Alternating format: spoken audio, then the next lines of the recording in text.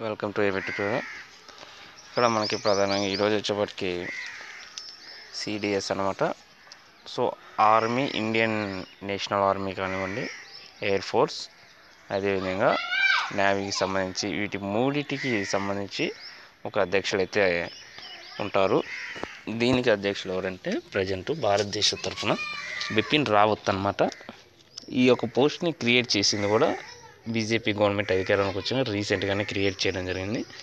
So ఈయన వచ్చేప్పటికి ఒకప్పుడు ఇండియన్ నేషనల్ ఆర్మీకి చీఫ్గా వర్క్ చేయడం జరిగింది. ఈ యొక్క జనరల్ బిపిన్ రావత్ దుర్మరణం హెలికాప్టర్ ప్రమాదంలో ఉంటే క్లియర్గా రావడం జరిగింది. ఇంకా సుమారు 13 మంది అయితే ఈ యొక్క ప్రమాదంలో మరణించడం జరిగింది. 43 years అనేది ఈయన నిర్విరామంగా సేవలైతే అందించడం జరిగిందనమాట ఇండియన్ ఆర్మీలో. సో డిసెంబర్ 16న బిపిన్ రావత్ కమిషనర్ అధికారిగా సైన్యంలో చేరడం జరిగింది. 2016 డిసెంబర్ 31న ఆర్మీ చీఫ్గా బాధ్యతలు అనమాట. సో అప్పటి నుంచి ఆ తర్వాత అసమాన వ్యూహకర్త, ఈయన అందుకున్న మెడల్స్ కానివ్వండి, యుద్ధ సేవ, అదేవిధంగా అతి విశిష్ట సేవా మెడల్, యుద్ధ సేవా మెడల్, సేవా మెడల్, విశిష్ట సేవా మెడల్ అనమాట ఈయన యొక్క అవార్డ్స్. సో ఈయనైతే వీరమరణం అయితే పొందారంటూ ఇక్కడ రావడం జరిగింది. ఇదిగోండి మనకి వెల్లింగ్టన్ వెళ్తున్నటువంటి సమయంలో సూలూరు నుంచి ఇక్కడ కర్నూలు అనే ఒక లొకేషన్లో ఈ యొక్క హెలికాప్టర్ ప్రమాదం అయితే జరిగిందనమాట. అదేవిధంగా ఈ యొక్క హెలికాప్టర్కి సంబంధించి శకలాలు కానివ్వండి, కూలిన ప్రాంతం, ప్రమాదంలో వీరిని తీసుకువెళ్తున్న విషయాలు అన్నీ కూడా ఇక్కడ క్లియర్గా మనకి కనపడుతున్నాయి అన్నమాట. పొగమంచు కారణంగా ఇది ఒక హెలికాప్టర్ ప్రమాదం అనేది జరగడం జరిగిందనమాట. సో సిబ్బంది సంఖ్య 3 అనమాట. ఇది గరిష్టంగా మోసుకెళ్ళే బరువు కానివ్వండి, దీని యొక్క కెపాసిటీ ఏంటి అన్నీ ఉన్నాయి. ఈ యొక్క హెలికాప్టర్ అయితే రష్యన్కి సంబంధించిందనమాట. MI-17V5 ఇదనమాట. సో ఇక్కడ వచ్చేవాటికి మనకి 2008లో కుదుర్చుకున్న ఒప్పందంలో భాగంగా ఇది రావడం జరిగింది భారతదేశానికి. అయితే ఇది చాలా నమ్మకమైనది కాబట్టే ఇంతకాలం వర్క్ చేసింది.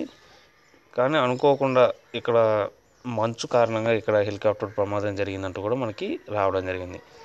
సో ఈ యొక్క ప్రమాదాల్లో ఈయనే కాదు, గతంలో మనకు సంబంధించి హైకోర్టు, అదేవిధంగా మనకి లోక్సభ స్పీకర్ కానివ్వండి, గతంలో అనమాట కేంద్ర రక్షణ శాఖ సహాయ మంత్రి కానివ్వండి, ముఖ్యమంత్రులు కానీ, సినీ నటులు కానీ ఇటు యొక్క ప్రమాదాల్లో మరణించడం జరిగింది. చూద్దాం అసలుకి గగనతల ప్రమాదాల్లో మరణించిన ప్రముఖులు.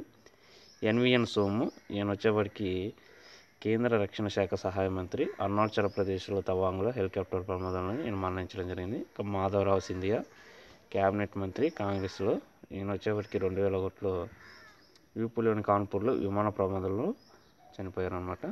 ఇక డేరా నాథున్, విద్యాశాఖ మంత్రి,